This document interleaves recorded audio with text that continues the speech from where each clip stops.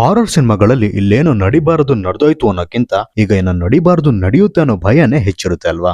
ಈ ಸಿನಿಮಾದಲ್ಲಿ ಆ ಭಯನೇ ಇಡೀ ಸಿನಿಮಾ ನಮ್ಮನ್ನ ಹಿಡಿದು ಕೂರ್ಸೋದು. ಈ ಸಿನಿಮಾದ ಹೆಸರು ಅಂಡರ್ ಟೋನ್. ಇದ್ರ ವಿಶೇಷತೆ ಏನಪ್ಪಾ ಅಂದ್ರೆ ಇದ್ರಲ್ಲಿ ನಮಗೆ ನೋಡೋಕೆ ಸಿಗೋದು ಎರಡೇ ಪಾತ್ರಗಳು, ಒಂದು ಇವಿ ಮತ್ತೆ ಅವರ ಅಮ್ಮ. ಉಳಿದ 3 ಪಾತ್ರಗಳು ವಾಯ್ಸ್ ಮಾತ್ರ ಕೇಳುತ್ತೆ. ಆದ್ರೂ ಎಲ್ಲಾ ಪಾತ್ರಗಳು ನಮ್ಗೆ ತೀರಾ ಪರಿಚಿತವಾಗ್ಬಿಡ್ತವೆ. ಜಸ್ಟಿನ್ ಮತ್ತೆ EV the under tone podcast ನ ನಡೆಸ್ತಾ ಇರ್ತಾರೆ. ಅವರ ಟಾಪಿಕ್ ಕೂಡ ಹಾರರ್ ಸಬ್ಜೆಕ್ಟೇ ಆಗಿರುತ್ತೆ. ಅವರಿಗೆ ಮೈಕ್ ಅನ್ನೋ ಒಂದು ಆಡಿಯೋ ಫೈಲ್ ಕಳಿಸ್ತಾನೆ. ಅದರಲ್ಲಿ 10 ಫೈಲ್ಸ್ ಇರುತ್ತೆ. ಆ ಆಡಿಯೋ ಫೈಲ್ ಅಲ್ಲಿ ಏನಿದೆ ಅದನ್ನ ಕೇಳಿಸ್ಕೊಳ್ಳೋದ್ರಿಂದ ಇವರ ಲೈಫ್ ಅಲ್ಲಿ ಏನಾಗಬಾರ್ದಾಗುತ್ತೆ. ಇದನ್ನೆಲ್ಲ ತಿಳ್ಕೊಬೇಕು ಅಂದ್ರೆ ಈ ಸಿನಿಮಾನ ನೀವು ನೋಡ್ಲೇಬೇಕು.